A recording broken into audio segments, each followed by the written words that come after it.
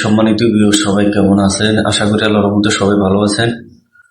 আজকে পরিসরে কয়েকটা কথা বলার জন্য আবারও আসলাম। আসলে মানুষ জীবনে যদি কোনো ভালো কাজ যদি করে থাকে, তাকে পুরো পৃথিবীর মানুষ তো বলতে পারবো না, তার দেশের যত মানুষ আছে যদি কোনো নেতার মধ্যে পড়ে, আমাদের সাধারণ মানুষের মধ্যে তো কোনো এটা আলাপ আলোচনা কখনো হবেই না, আর আমাদেরকে কেউ চিনবেও না। হয়তো আপনার আরা প্রতিবেশী যদি থাকে, তারা হয়তো আপনাকে নিয়ে মূল্যবান কথা বলবে। যে কোনো একটা দেশের নেতা, যেমন উর্ফি বেগম খালেদা জিয়া কয়েকবার দেশের প্রধানমন্ত্রী হয়েছেন।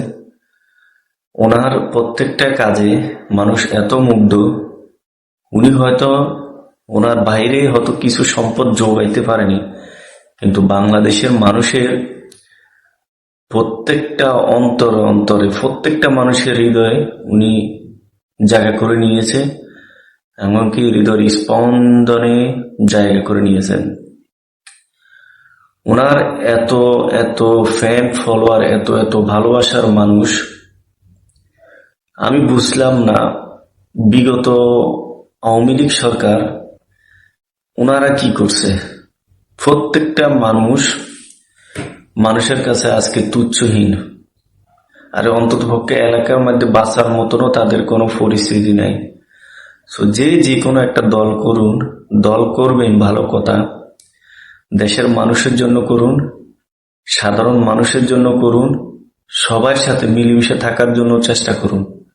এমন কোনো জুলুম অত্যাচার করবেন না যে জুলুম অত্যাচারে আপনাকে দেশ ছাড়তে হয়। কারণ এই খালেদা জিয়া আজকে উনি অসুস্থ, নির্মম অসুস্থ, ওনাকে কাতার থেকে পর্যন্ত এয়ার অ্যাম্বুলেন্স পাঠানোর ব্যবস্থা করছে। বাইরের দেশের মানুষও ওনাকে এত ইজ্জত করে, অথচ আমাদের পূর্বে সরকার তারা তাদেরকে অনেক নির্যাতন করছে।